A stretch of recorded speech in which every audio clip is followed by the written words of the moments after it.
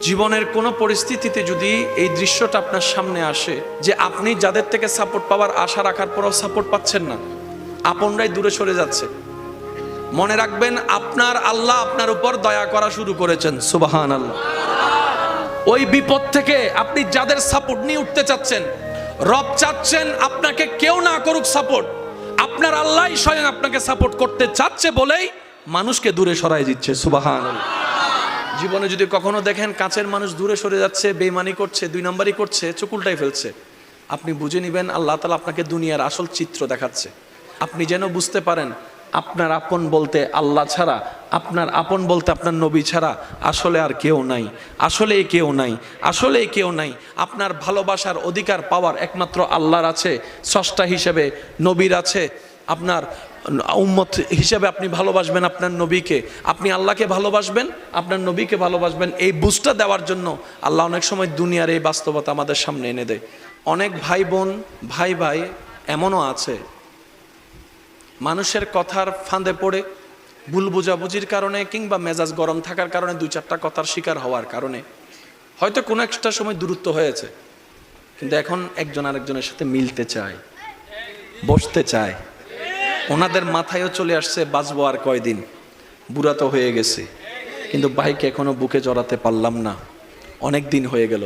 বড় ভাইয়ের মনেও সে তৃষ্ণা থাকে, ছোট ভাইয়ের মনেও সে আকাঙ্ক্ষা থাকে, কিন্তু অনেক দিনের দূরত্বতার কারণে, লজ্জাবোধের কারণে তারা মিলতে পারে না।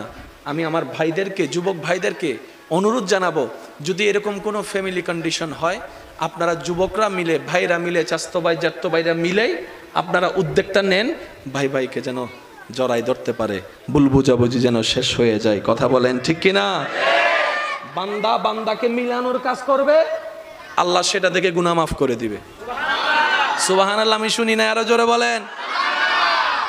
মিলে থাকেন, কেউ মিলে থাকতে না চাইলে তার আল্লাহরে সে জবাব দিবে। আপনার পক্ষ থেকে আপনি ক্লিয়ার থাকেন, মানুষের উপকার করবেন, থ্যাংক ইউ পাওয়ার আশা রাখবেন না, করতেই থাকবেন। কেন?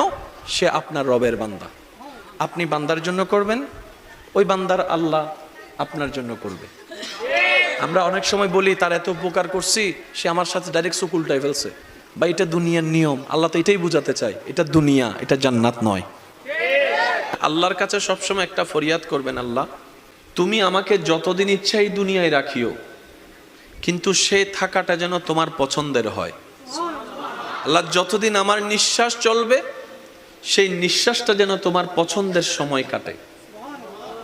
আল্লাহ আমাকে তুমি যতদিন রাখবা সুস্থভাবে রেখিও, অসুস্থ বানিয়ে কারো উপর যেন আমাকে বোঝা না হতে হয়, কারণ অসুস্থ